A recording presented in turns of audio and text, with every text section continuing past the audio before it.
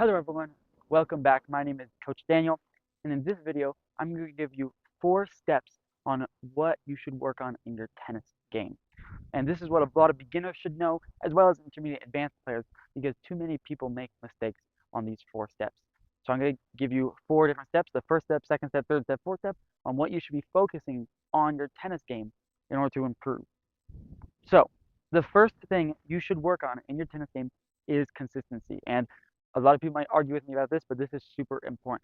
Once you can get 10, 15, 20 shots in a row during match play, then we can move on. You will have to become a pusher, a defensive tennis player, and that's how you're going to have to get better. So once you are able to hit 10, 15, 20 shots in a row while during match play and be able to do that consistently and win the matches, then we can go on to step 2.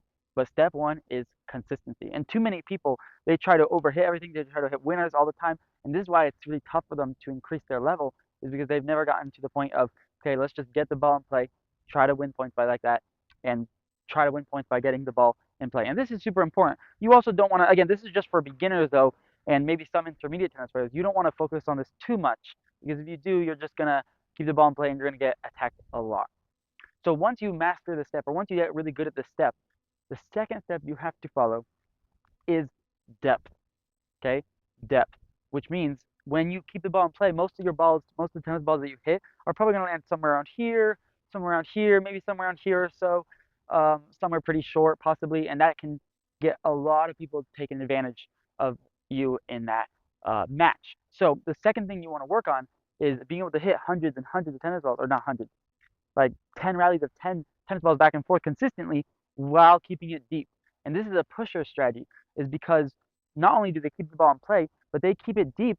So now they can't get attacked, and they're pushing you back, and they're getting an easy shot, and they can make this 5, 10 shots in a row.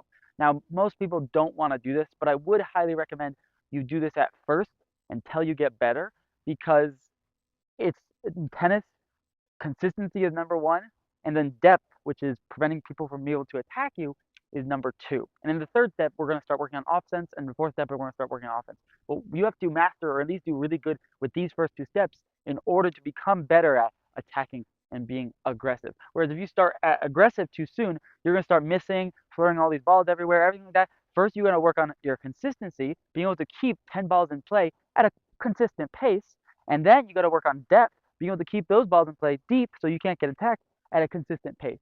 Once you have mastered those 2, then we can start working on, okay, then we can start talking about being aggressive and coming to the net and being and attacking your opponent, right? Otherwise, if you try to attack too soon, you can. It's a good idea to, but a lot of times, a lot of tennis players tend to overhit. They're not quite good at keeping the ball in play. They don't have the footwork pattern to be able to keep the ball in play, and then their offense just goes out the window. They just miss every shot every single time.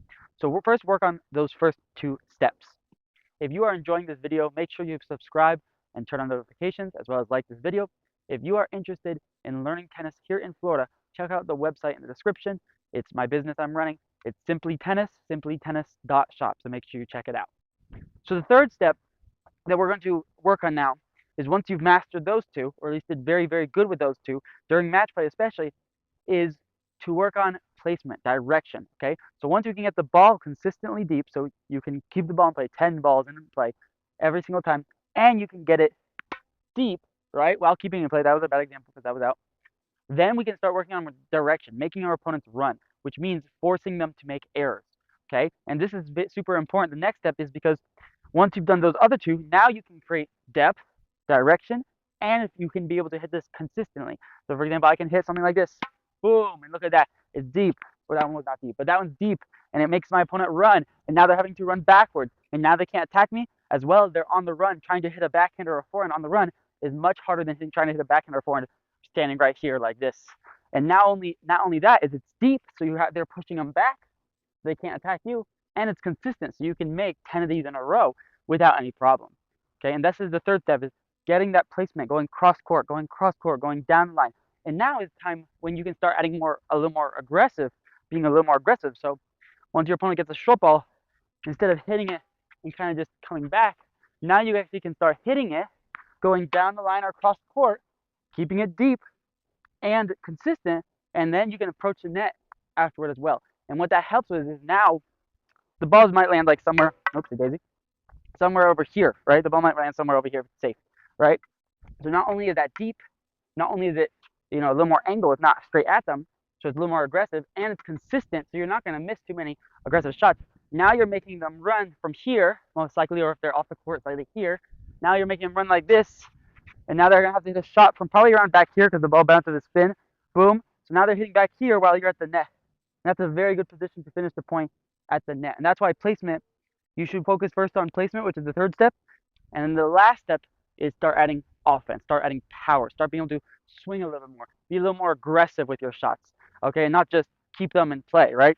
But this is a tough one, the fourth one, and a lot of people mix it up, is they tend to make power for their number one priority. They change 4 to 1, and then consistency, they swap to 4 usually. So they're trying to work on the placement, the power, the depth. They're trying to do all that when they're not working, when they don't have the consistency down yet. But once you've gotten these first 3 down, then we can start working on power and be able to hit down the line shots that are deep, that are aggressive. You can hit also, and then you can also hit some defensive shots. So if you're being pushed back, you can still hit those high shots that push your opponent back so they can't attack you. But then you can also get these approach shots, boom, that you can crush down the line with depth, with placement, consistently, and powerful enough that it stays in play and dips in play, and with enough spin as well. And this is our fourth step we want to work on. Like I said, a lot of people tend to switch number 4 and number 1. But you don't want to do that because if you try to go for power too soon, you're going to miss all these shots. But once you do the step process of consistency, depth, placement, and then power, the power will come almost naturally, probably, because you're already consistent. You already can do placement pretty well. You already can go depth. So if you just swing a little bit faster with a little more spin on it, you'll be able to keep it consistent and be a lot more aggressive and make your opponent run all over the place, and you win a lot more points. Again, a lot of times it's going to take a while to be able to do this. Right now, even myself, I think I'm around the third step. Like, I can place the ball pretty well. I'm working on the fourth step right now. I would say that.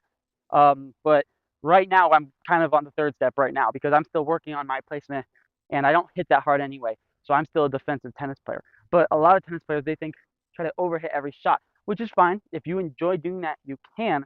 But it's going to be hard to improve that specific thing unless you first work on consistency, being able to keep the ball in play, and then depth, and then being able to place the ball, and then adding power. A lot of people try to add power too soon because they just want to rip through the ball, which is okay because it's kind of fun to rip through the ball, right?